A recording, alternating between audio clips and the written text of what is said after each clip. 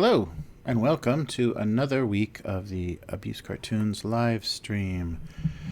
So hopefully all that horribleness is behind us from last week. That was quite an episode. It was 10 launches of Photoshop to get one cartoon finished.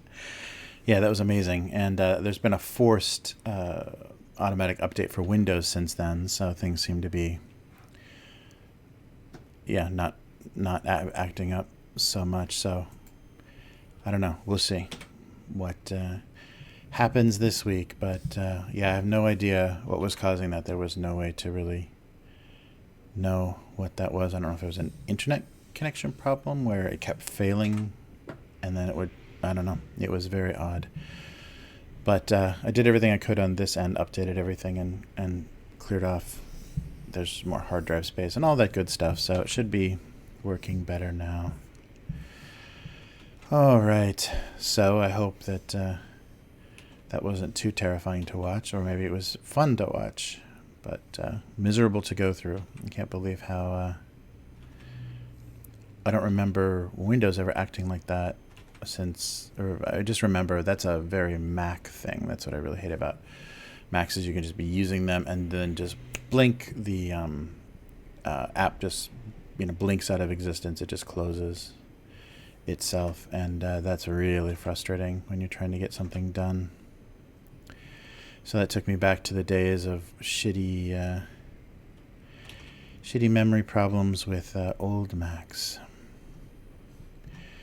Yeah, that's why I don't use Macs anymore, because there is nothing worse than an old Mac. That was funny. I read something a long time ago that said young people were getting a really bad image of iPods and MacBooks and things because parents were giving their old ones to their kids and buying new ones. And they were so, horrible to use if they're aged at all and have any, memory problems or anything. They're so miserable to use that it was giving kids a kind of a distorted idea of like how unreliable the hardware was. So I thought that was funny. But it seems like old Mac equipment and German cars are not great things to have an older version of. All right.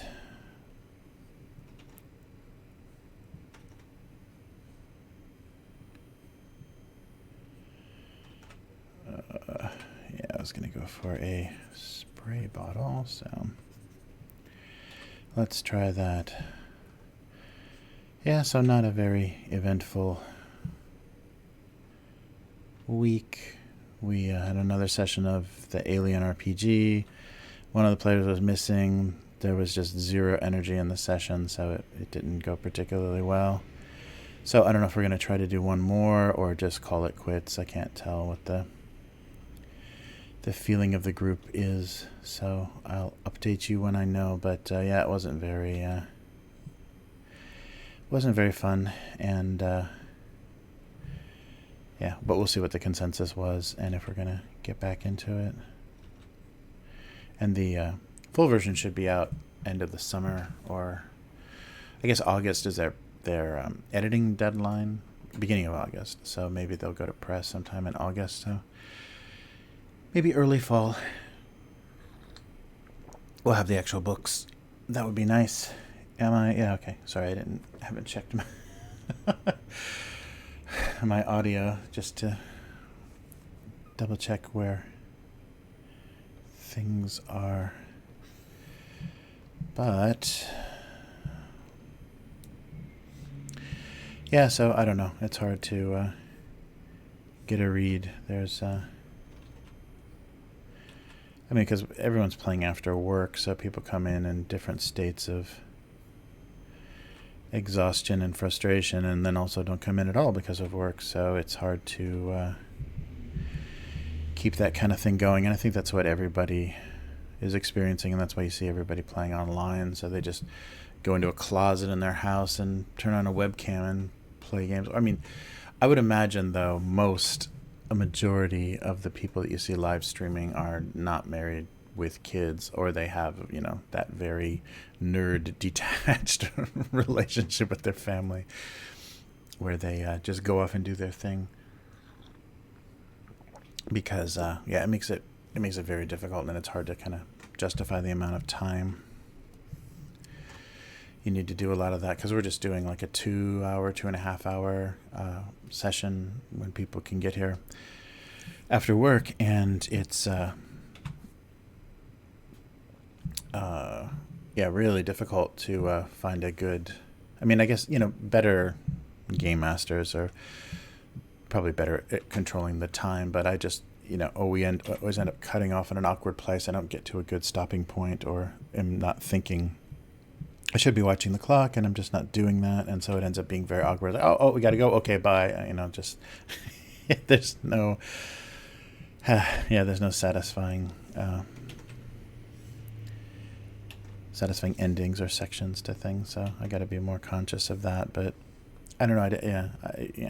I just got to do better than that. I just don't like that. Oh, it looks like our time is up kind of thing, like you're at a therapist's office.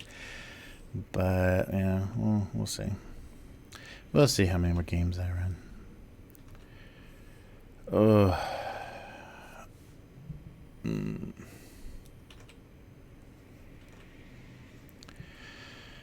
All right. So just trying to get warmed up here and get some. Yeah, the pressure sensitivity is a little odd. The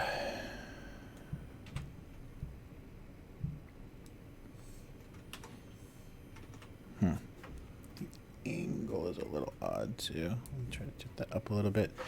Yeah, I need a little bit better angle.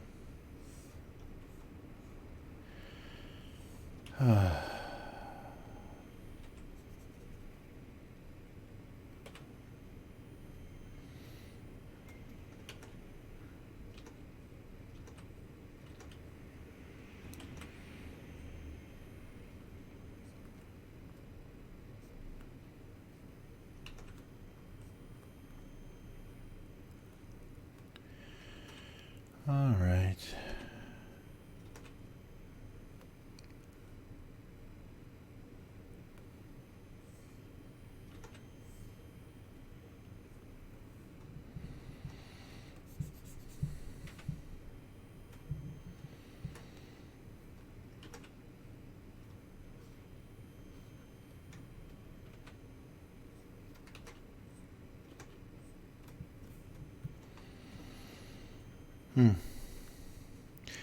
I kept seeing, I can't remember what the publication was, but the cartoonist, the political cartoonist that got fired for using the father and daughter, the shot of the drowned father and daughter that were crossing the border between Mexico and the U.S., using that photo in a cartoon, and the joke was Trump standing there in his golf outfits and his little golf wear, and asking if he can play through. So, showing how little he cares about the human cost and the human suffering at the border. And I got to read more about the circumstances, but it's very interesting that comedians and writers and cartoonists and there's no safety now. There's no protection at all for there's no artistic license or artistic voice. So there's no protected speech anymore, protected commentary or criticism. And so that was amazing. I'm sure R.C. Harvey will probably write something about that. I don't think we've done an update since that happened, so I'm sure there'll be something about that in the next rants and raves. So I'm curious to see his perspective on it. But I think and also because of kind of budgets of print media now, I think it's very difficult. And I think that's happening a lot, and we're just not seeing, or it's just not being kind of honestly, the circumstances we don't know about. But I would say print media is just looking for an excuse to fire full-time staff. And I think with a lot of these, scandals and things that wouldn't have been scandals in any other situation, it is a lot of, well, now we have an excuse, now now we have something we can point a finger at in their contract and say, yeah, you violated this, so we can terminate your employment. I think we're not actually aware of how much that is the case, instead of these terrible things that these people have done, and finally they're being punished for them. A lot of it has to do with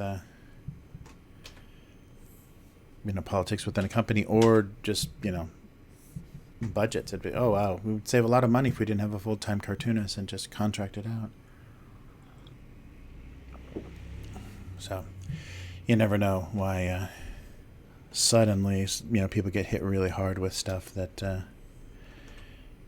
wouldn't have even gotten any attention. I guess the cartoonist's perspective was, because it went viral, it became a little bit more of an embarrassment or whatever. I don't know who is seeing it as what. I don't know if the paper was a more conservative. I don't know. I don't know what the problem is, or just his use of that image, because I think it's pretty shameful for politicians to use that politically, let alone a cartoonist. So who knows?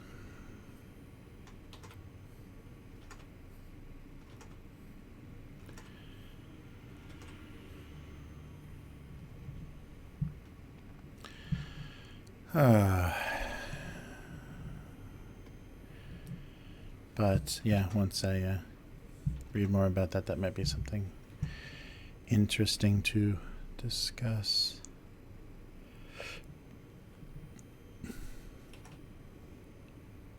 But in this age of witch hunts and kind of looking for a boogeyman, I think any kind of strong opinion is going to be vulnerable.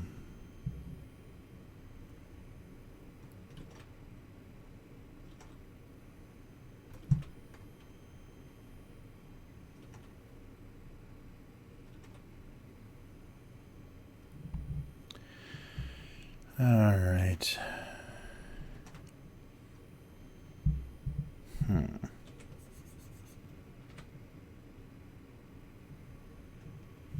Does that look like sauce? Sure, kinda. Now I gotta close things up. I gotta keep remembering it creates a real coloring nightmare when I'm not closing shapes. Oh, I saw the was it Indiegogo? I'm not sure what the campaign was, but Doug Tenapel, the Earthworm Jim creator, along with a lot of other characters and cartoons, they published or did a campaign for an Earthworm Jim comic book, and then like a behind the scenes making of Earthworm Jim, like a history, I think, more of a historical book.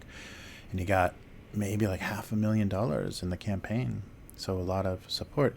And someone was making a comment that that's great. That's more than he's probably ever made, when he was actually working on that character for another company.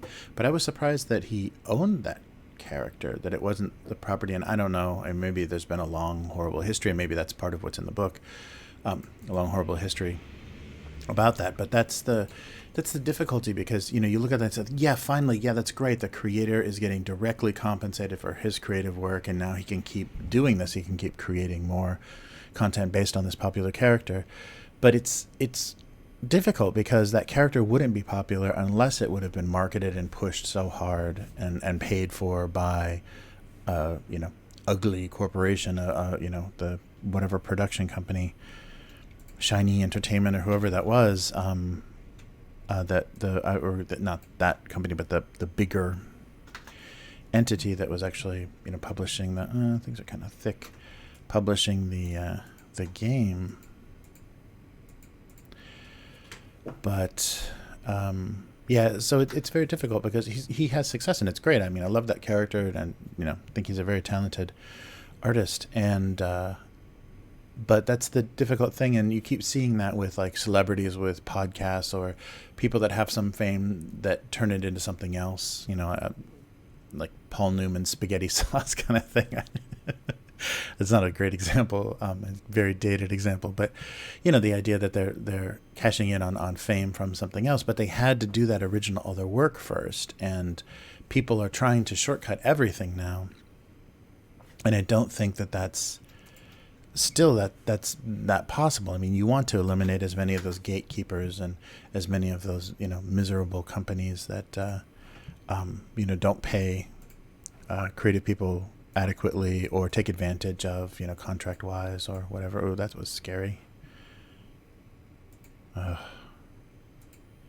this computer's just scaring me now. It's not even an enjoyable experience. So they're cashing in. They're taking advantage of that success that was bankrolled by some. It was their work, but it was bankrolled by somebody else, and you can't ever, take that out of the equation. So to then go back and try to do that, skipping all of that. And that's when you get a lot of projects. I mean, there's amazingly creative people, but they just don't have discipline, or they have, very chaotic lives that, things, health issues are coming up all the time, or, some family thing or whatever, and it just keeps taking them away from actually, doing their work. And, and I think Japan thinks like that a lot, but that's the one thing about the company is if somebody's not producing, someone's going to have a lot of personal drama or whatever. They can't maintain the job. They can't come into the office and then they're just out. But if you're, if someone's directly doing that kind of work for an audience, they can just at any time say, I can't, I've got a cough today. I'm not going to be able to do that. So it changes the dynamic. They're not as, forced to do something, and regardless how talented they are, they may be a little bit temperamental or whatever, or have a lot of drama in their lives. And so that's why those things don't get done. And that's why, that's as ugly as it is, that's the purpose, the point of those companies, is because if you're not going to do it, they're just going to get somebody else that can mentality. And that means, that leads to a lot of abuse and a lot of frustrating situations for creative people, because a lot of times they'll be exploited, just so people, just so that just for profit. And so that's difficult. But you can never forget that that's kind of the purpose of those companies. And so once you take them out of the equation, you can't expect things to run as well as they would have, with those companies involved. And, it's just so ugly because so many people need a piece of the action. When you've got companies running things, you've got so many, you've got managers and you've got management and things, and people that just basically don't do anything, that put their, get their names on projects. Oh, I should have done that on a separate layer. Oh, well, it'll be nice and bright. And that's very frustrating, especially, looking at it from the creative point of view. They did nothing, and they probably made more money on the work that you did. Yeah, a story, I don't know if I've told this already, but an acquaintance of mine was working at a company, and it was early in his career, and he kind of was at a crossroads where he could go the creative direction. He kind of had the editor kind of position that he had gave him the ability to either go into, writing and the creative part of it, or the producer executive part of it. And how do you decide, what you really want to do, where you really want to be in that mix? And how he solved that problem was he went out, or he looked out the window at the parking lot, and basically the executives and the creatives had, parked in different sides of the lot, and he looked at the cars that the creatives were driving, and they were all beaten up old, 10-year-old Hondas and Toyotas. And he looked at the executive side, and it was all, Porsches and BMWs and Mercedes. And he said, okay, well, I've made my decision. So that's the frustrating part of going into the creative. Well, and the really frustrating part is that those people that went into it, decided to just do it for the money, still fancy themselves as creative. So they're going to get in the way. Not only are they going to take, have more money, make more money in the whole process, but they're going to constantly be trying to, just put their opinion in, or actually get some kind of creative control over projects that they have no business, being anywhere near. So that becomes insanely frustrating when you can tell, there's frustrated writers and artists that, have editorial or have, final say on things that you're working on, and you're like, yeah, you want to be doing this, don't you? I can tell. You think your opinion is really valid. And that's incredibly frustrating because they can't do it. They're too, weak. They're not able to, make less money or have a more unpredictable life. They want a predictable 9 to 5 and a nice salary and benefits, and they don't take the risks that that is required to do the creative work. But they still want to. They still want that feeling because it's so fun. Yeah, being creative is just its own reward, isn't it? Yeah, that mentality is very frustrating, but that's very Japanese. So I would say that you're basically punished in this country for wanting to do creative work, because why should we even compensate you for that? You're just having fun. You're just playing around. That's not even work, because the definition of work here is, if it's not soul crushing, then it's not really employment. And that's a very common attitude, and that's why it's such garbage to be a creative in this country. And yeah, you see that a lot, and it's amazing that they have made a lot of creative work such torture, because they don't respect it. They don't think that. And the funny thing is, though, there's still a lot of amazing creative people in Japan. So there's just people that choose that to suffer, that, choose that route of misery and zero respect. And I think I've gone on and on about this, but, seeing kind of the amateur creatives and stuff, and how dedicated and how talented they are, and how they just keep going after it, even though it's completely pointless. And yeah, it's amazing. Amazing for me. I'm trying to get all of this in. There we go. But yeah, so that's a real weird attitude here. And also there's a, strange idea. Creative people here, I don't know what that is. I'm doing everything so small. Creative people go way out of their way to be extra eccentric. It's almost to an annoying extent.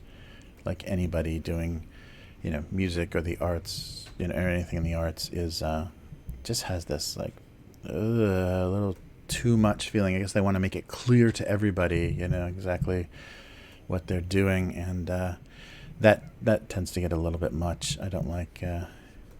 There's not a lot of normal looking creative people, at least that I've run into. I'm sure there are, but yeah, that's a weird thing here. Is that it's part of it is just looking the part, or wanting people to see you like that is a big part of the. Oops. Oh, that was perfect too. Well, maybe I will just try to. No, it's not going to work. Oh, that was so nice. Nope, not going to work. Okay, well, let's get close to that. Close-ish, and then just bring that down a little bit. All right. And I didn't do the shadows on the ground either.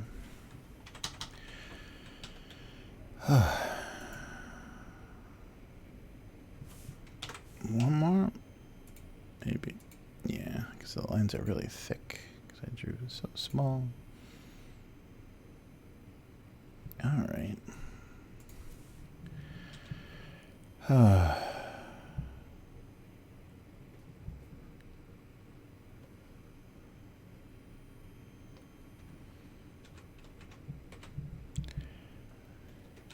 But I forget what my original ranting was about. But oh yeah, just the cartoonist that was fired and protected speech. But yeah, I mean, if you let kind of capitalism run wild, I think that creatives are always going to be kind of trashed by that system because it has trouble seeing the value and sees creative work as very disposable, in my experience. So yeah, so you just have to get used to that. I mean, in a lot of ways, there's a very interesting, situations or times where, you get businesses like cigarettes or alcohol that, they can't market to children or whatever, so they end up deciding, well, let's go into the arts. So you have things like, what's that horrible vodka that was so popular in the 80s? But like a lot of those kinds of companies will heavily support the arts, because that's one of the areas. So you kind of benefit from them not being able to having, if there's controls put on where they can advertise, when they can advertise, how they can advertise, then a lot of times they will move into the arts. What is that vodka? Whatever, but that stupid 80s vodka that I don't know if anybody drank, but they sure cut all the ads out of the magazines for it. I can't think. Actually, 90s, maybe not 80s. Maybe that was more of a 90s thing. Absolute. Jeez, oh man. It's going to be the old man stream. You're going to watch me for 10 minutes try to think of something. Absolute vodka. But situations like that, like you see funny, very great artists and work being backed by very strange, kind of sponsors or benefactors because of odd situations like that. All right. I don't think there's anything particularly wonderful here. No, I think we can just move on. Oh, great. All right, where were we?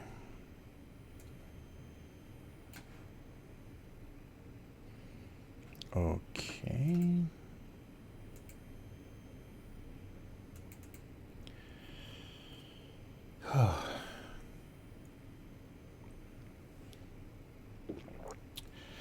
Yeah, so been thinking about changes that I can make, things I can do for the stream, and I don't know. I'm still kind of kicking stuff around. I mean, I think I should just be doing longer streams because the timing that I'm doing it, there's nobody around that would be interested to watch, and it's hard to find good ways to kind of promote it. I don't know. I haven't figured out how creative on Twitch works very well, and I don't know, unless you're drawing whatever. I think there's maybe it's a very certain kind of audience, and I'm not doing that. There's not things sexy and interesting about what I'm doing, so I don't know if it's the best place to try to get attention, but we'll see.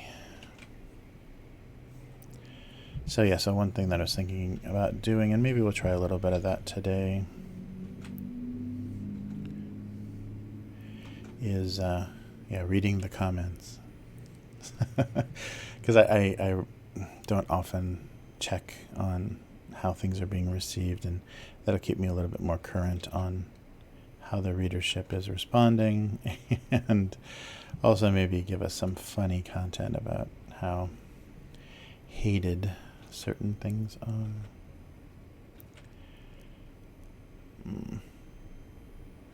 Yeah, that's the weird thing about online, is you can feel yourself aging out of things, I think, much more acutely.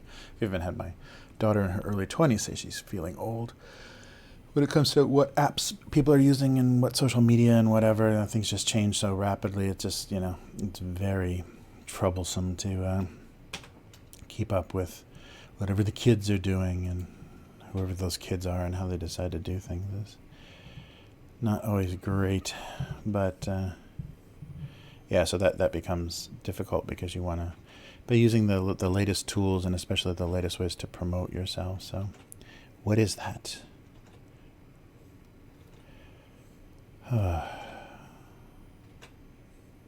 Yeah, come on.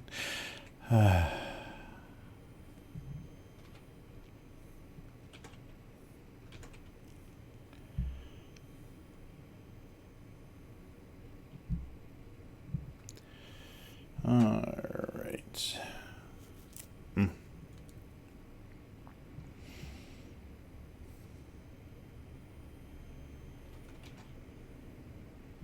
Oh, I've got On the Way is the next book in the... I think that's why I'm drawing books. The next book in the Siege of Terra, that kind of ended the Horus Heresy series. And luckily, I think they're actually doing some better controls, so they're limiting it, they're limiting it one to a person, so it doesn't sell out quite so fast. But I love the faux leather versions of the books they're doing. They're really satisfying to read because they're thick and heavy, and each page is almost like cardstock. It's just, it's really beautifully whatever that's called, the frontispiece, and the in the papers, the end papers. They print the illustration of what's going to be the cover of the mass market version there, and then the cover of the book itself is just a symbol, related to whatever the story was. But yeah, so I'm looking forward to that. And I should probably talk about that on the podcast. I'm actually making more content out of something that I'm interested in, and hopefully the excitement is a little more contagious. Although there's such, I'm just worried about the kind of Warhammer stuff, because there's so many people that are, obsessive aficionados and are very it's very gatekeepery. There's a lot of people that just jump down your throat when they don't think you're really into it, and so talking about it, I don't know, I'm just going to sound like just like a lightweight fan, and that's not going to be very satisfying to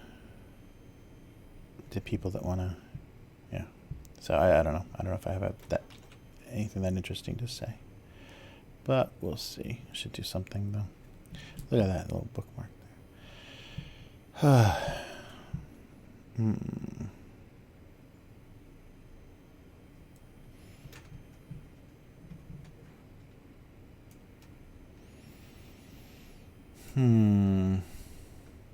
See if I can get these to look a little more in the same universe without distorting too much. It's not possible. Yes. There we go. Perfect. I may be just turning it. I don't know. It's the perspective is really odd. It might work. Let's see. I think this is still below. Yeah, it's still on a lower layer. Oh, and I only got the cover.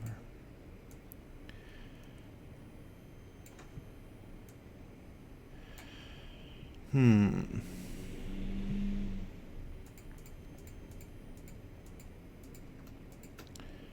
these three.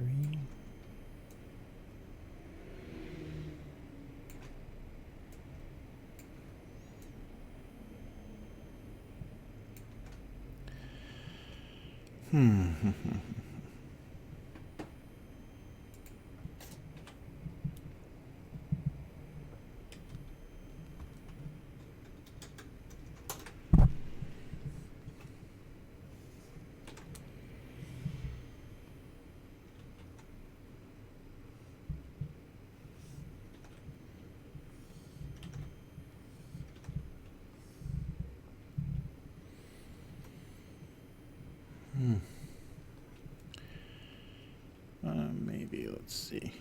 Yeah, maybe that works.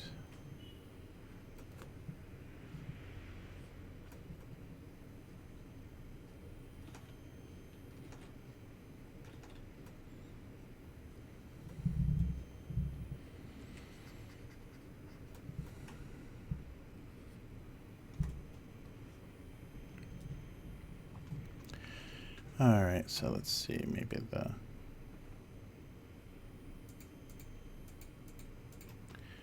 glass can be a little smaller.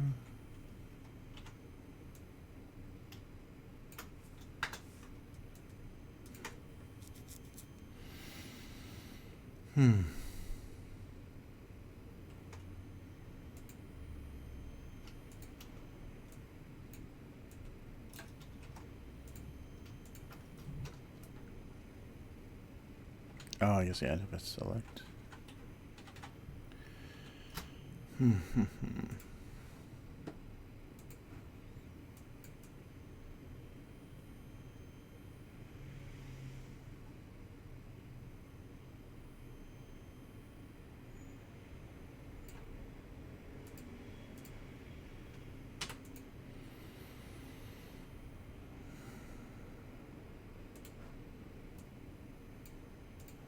More orange, something like that.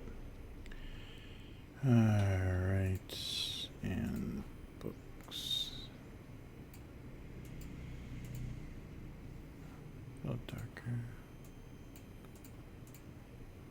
Too dark. Yeah, it's better.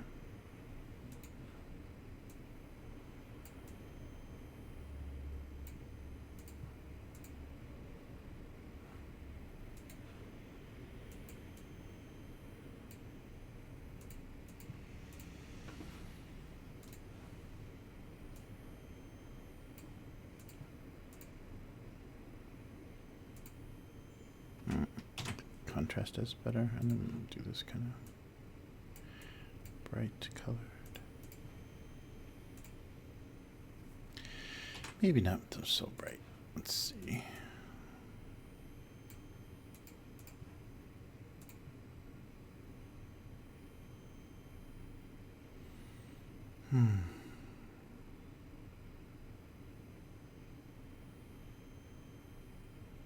All right.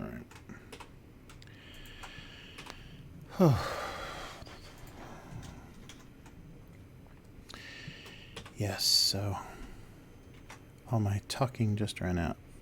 Yeah, I'm just trying to make this work somehow.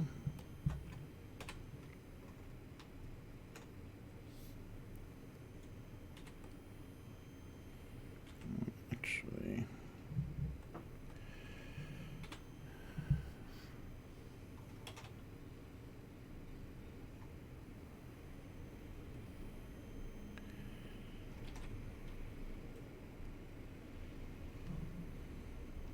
okay. Oh, that's right, and then we can do this. Yeah, that'll help. I don't know if I want to do that on both, so.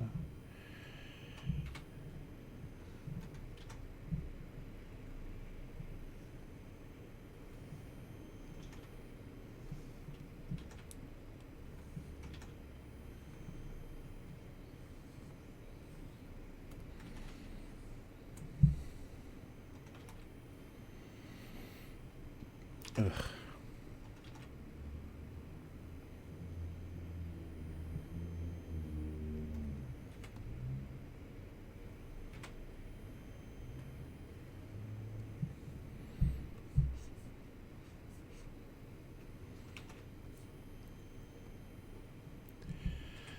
All right, that kind of looks like it's on there.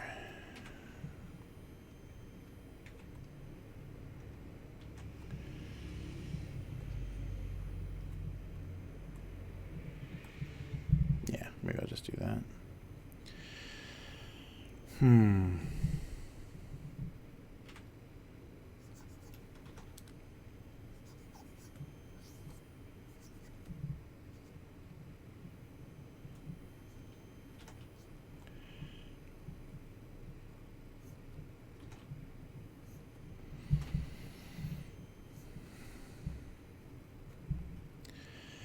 And I can pull this back a little bit. No. Maybe I just wanted to pull that white back a little bit. Let's see.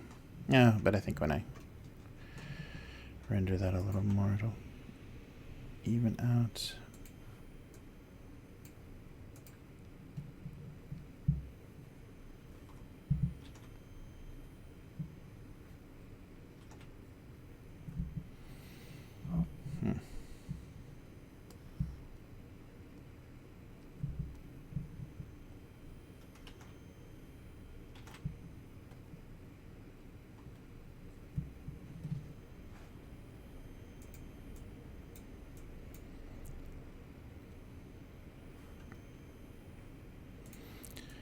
That's a little too bold. Fill this in with some less bright white. I think that'll help.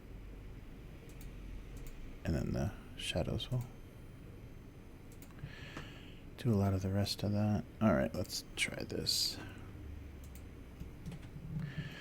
Wow, it's nice to not have this thing do a weird hang up every 10 seconds.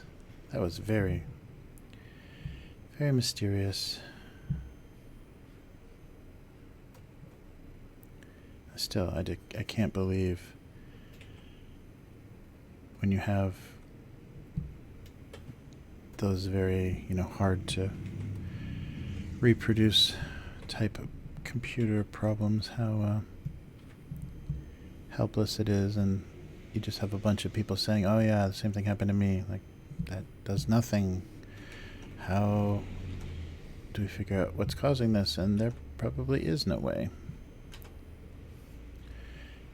Because buy a new computer, I think, is the solution.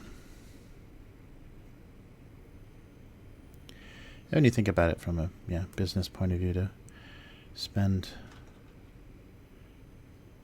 so much time, supporting things people have already purchased from your company, that seems a very expensive way to go about things.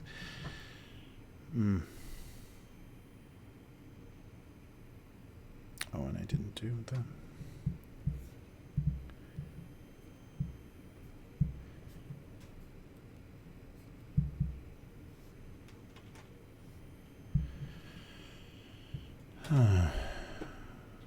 Okay. Oops.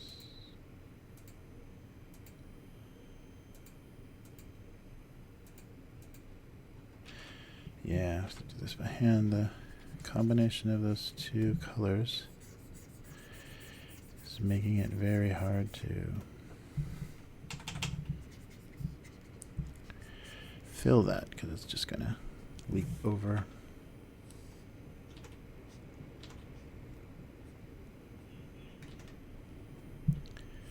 But it shows up well. The shine. Probably should do a little of this, though.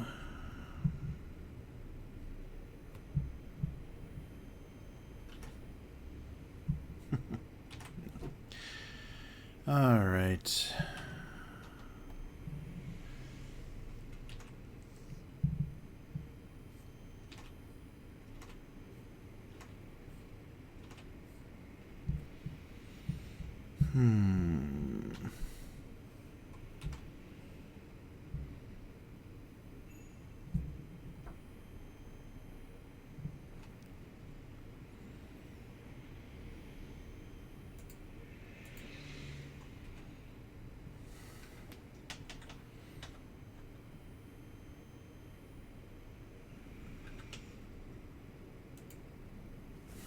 Yeah, that line is always trouble. Maybe I should fill it.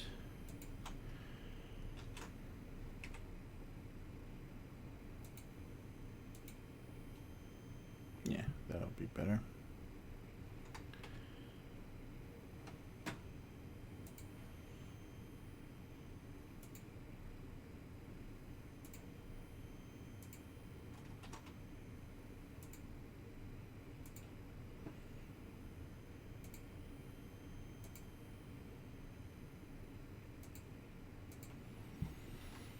All right, wrong layer. So kind of put these on the ground.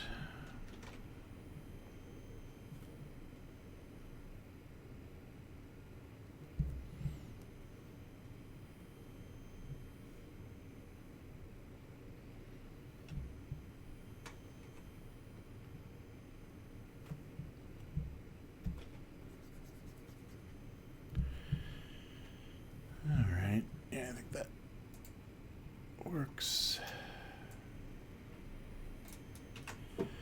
Okay, well, there we go. We've got some books and whiskey, and we have spaghetti. All right. Okay, well, let's do a quick, trip to the convenience store while I'm still awake, and we'll see how it goes.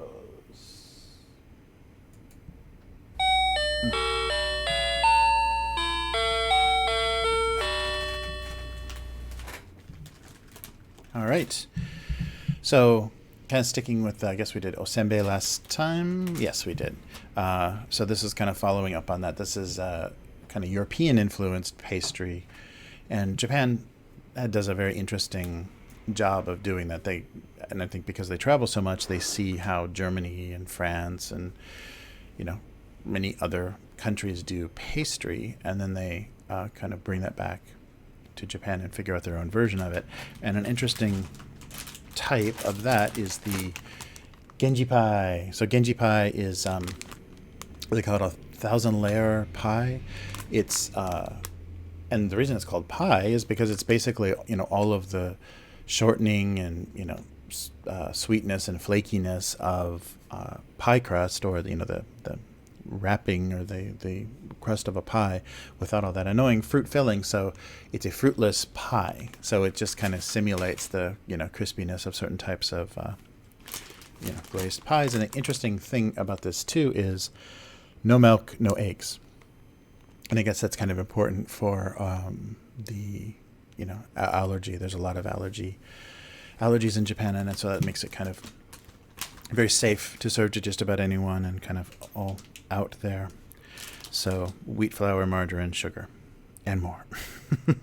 So these are from 1965 was the kind of origin of these. The Sanritsu is the maker, and I think this is one of the most popular kinds. Is the one you kind of find everywhere. And so I'll open these and give you. I think you can tell from the package what the product actually looks like. But they're heart-shaped. Look at that. They're sweet little heart-shaped. And I guess the Genji, I'm not sure if they're like referring to the era of in Japanese history, or what they're kind of referring to, but it's the heartwarming pie is what they call it in English on the outside.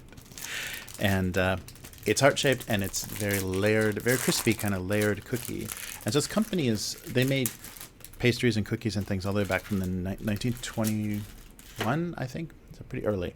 But there you go. Oh, it broke off a little bit on the edge there. It's heart-shaped, and you can tell it's just layers of dough, kind of folded and folded and folded, and then cut and then cooked. So it's very much like a pie crust. It tastes just like eating pie crust. Relatively light, but still, you can tell it's kind of buttery, but in a very European style. So previous to the introduction of things like this, almost everything was made from rice, kind of mochi based, or so rice crackers and things. And a lot of that probably came from China. So once outside, like Western influences started in Japan, they started making more things like this. And it's just very confusing. Oh, there's sugar all over the outside of it. And it's very funny that they are calling it a pie. But it's, I think because it's very close to a pie or a tart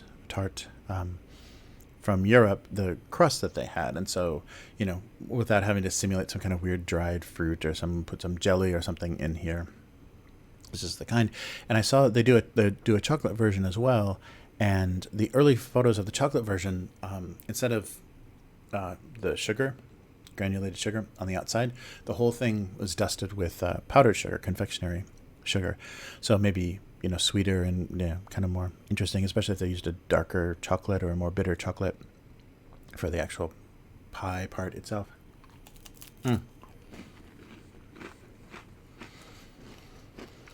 But very common, and because of the milk and egg thing, it's maybe very easy to serve to just about anyone, not worry so much about allergies. Although, if you have wheat allergy, I guess wheat flour is still there.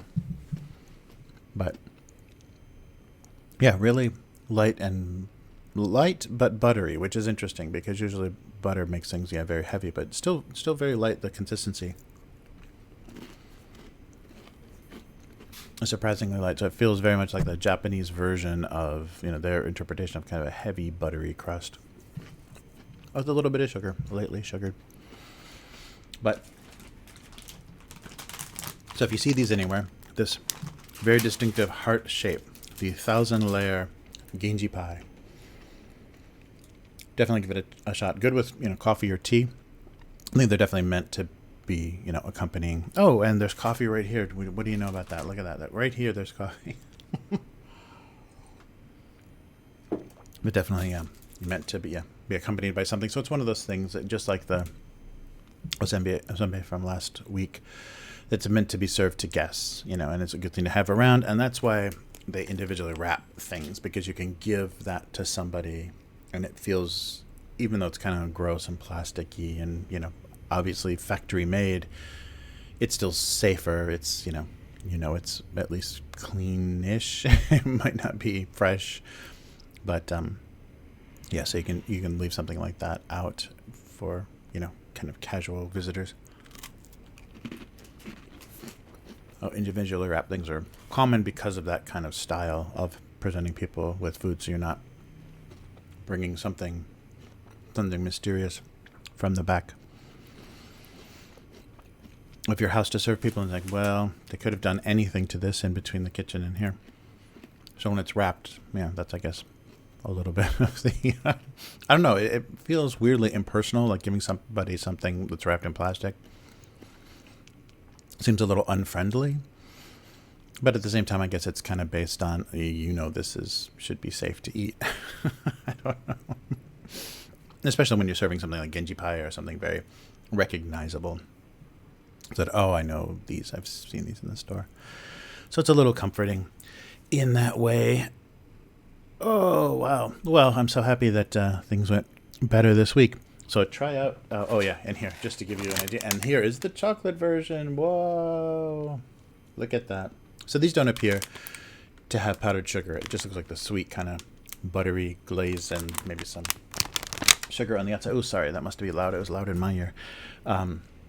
But give these a shot. They're very nice and light, and they're the only problem with them, different from osembe. Osembe are surprisingly tough. Like you can put them in a bag or something and they won't get broken.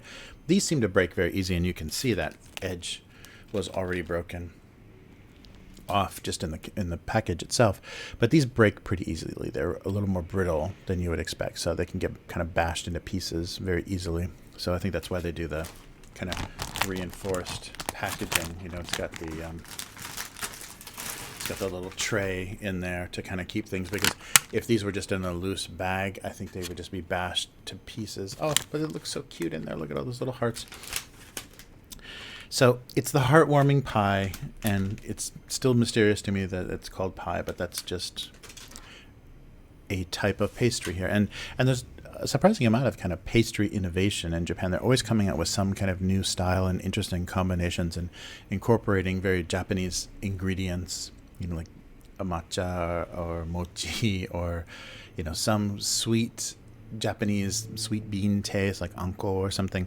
They're always doing some interesting kind of, fusion of Western and Japanese style things. And so there's in stores and in especially little bakeries, there's always very interesting experimentation and kind of surprising recipes that are always the Japanese palate, always that taste, so very delicate and light taste, but they're trying to take heavier and sweeter things and kind of, modify them and then combine flavors and things. So it's interesting. Sometimes it's a little scary looking, but It's a very interesting thing in how much they like to innovate and kind of kind of riff on things that they've come into contact with and kind of make them more Japanese style.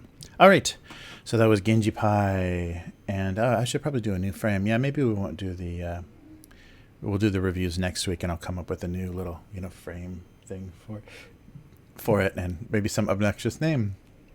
All right, back to the drawing. I guess that's just the writing. All that's left is the writing. I'm finishing the pie.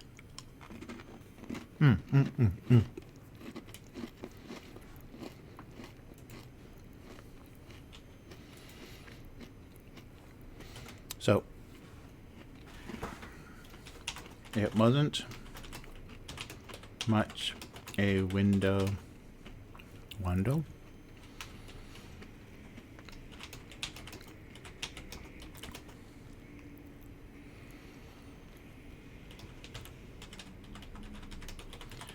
They were out.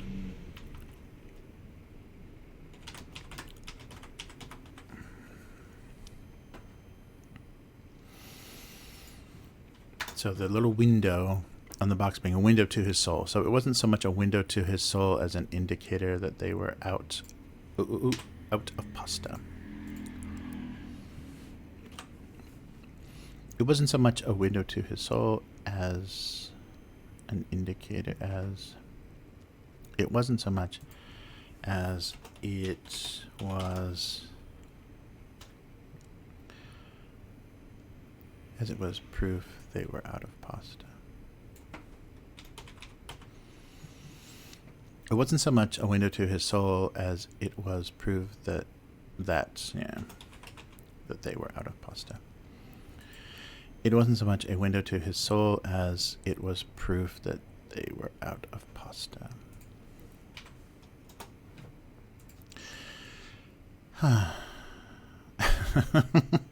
All right, so no pasta, and they're looking through the little window on the box.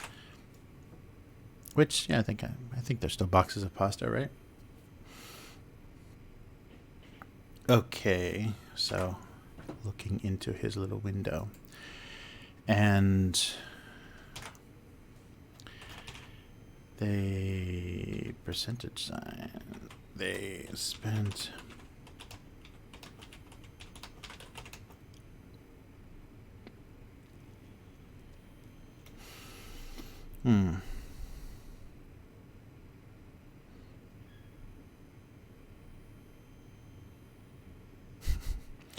So I'm trying to connect alcohol and writing or alcohol and great literature. How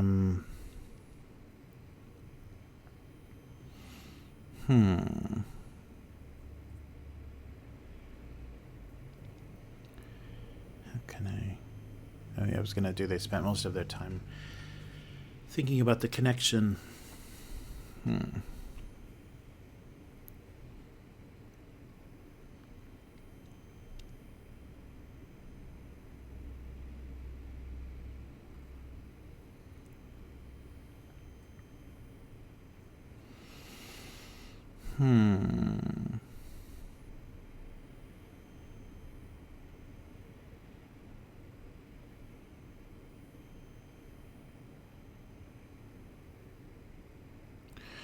I don't know if I want to be so vague that it's kind of hard to understand. Like, without one, the other wouldn't exist, kind of thing.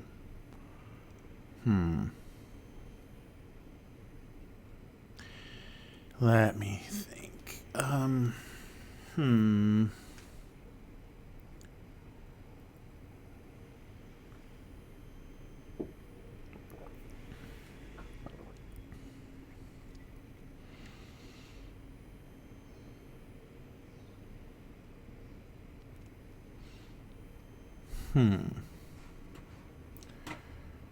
Let me think about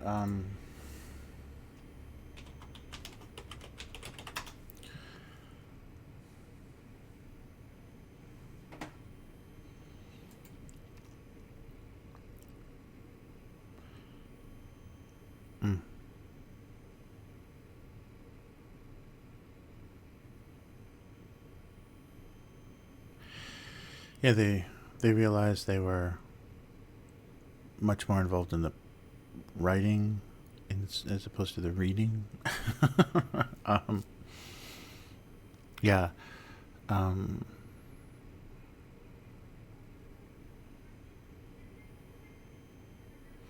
Yeah, is that too vague and like, yeah, they weren't as involved.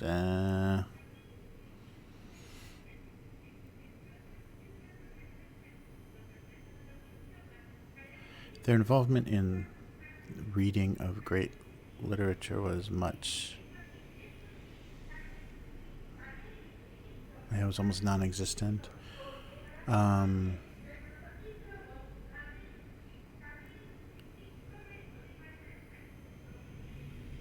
Once things were written,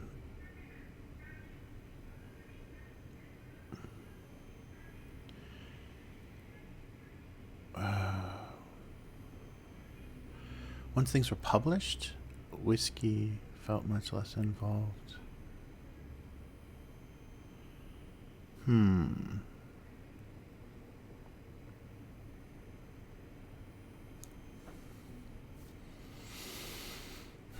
After publication,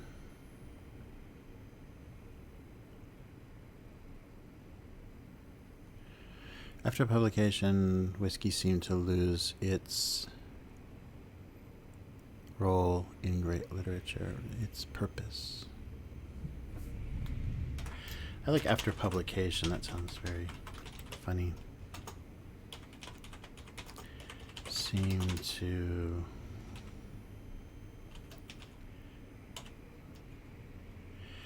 whiskey seemed to lose its necessity, need, as needed.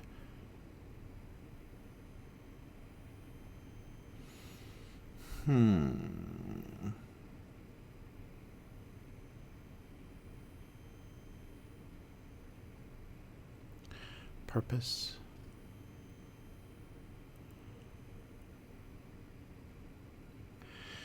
After publication, whiskey seemed to lose its. What's the word I'm looking for? Like something so important. It's depended on. It's necessary. Oh, yeah, I don't know. Let's see here. Oh, well, thanks for joining. Taking a look, there's a couple of viewers. Thank you for watching. Seem to lose its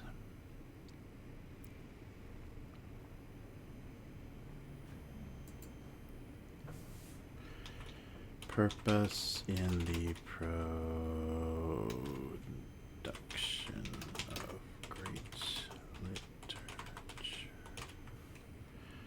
Purpose? Its purpose? After publication, whiskey seemed to lose its purpose in the production.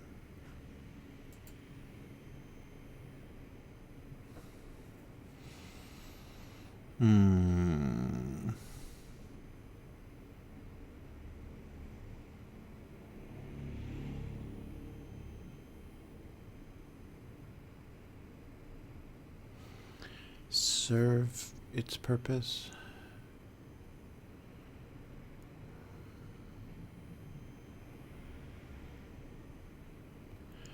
To publication, whiskey no longer served a purpose in the production of great literature.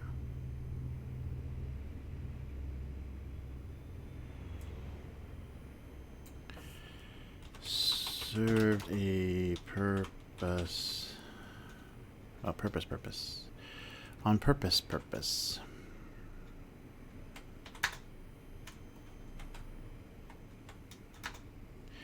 After publication, whiskey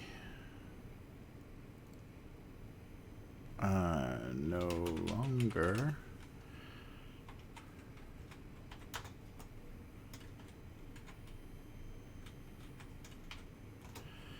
After publication, whiskey no longer served a purpose in the production of great literature.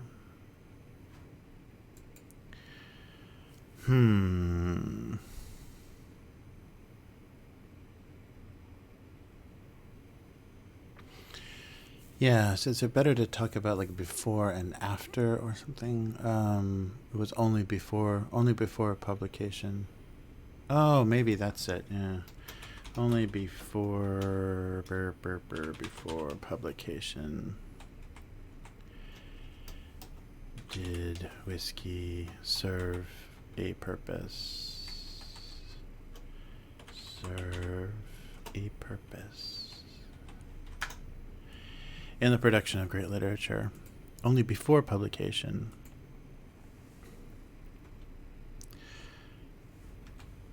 Yeah, only before publication did whiskey serve a purpose in the production of great literature.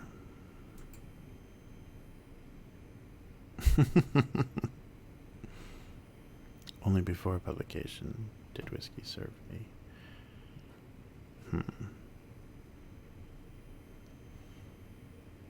Yeah, I think so.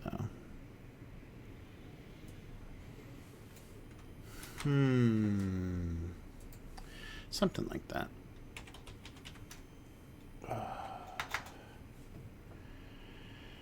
All right. Well, it seems like I've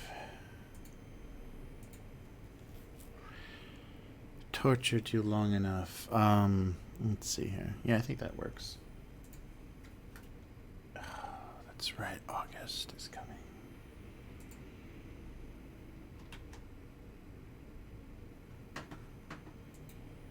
Really?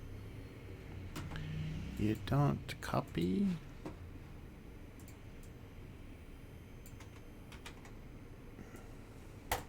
What's going on? Huh.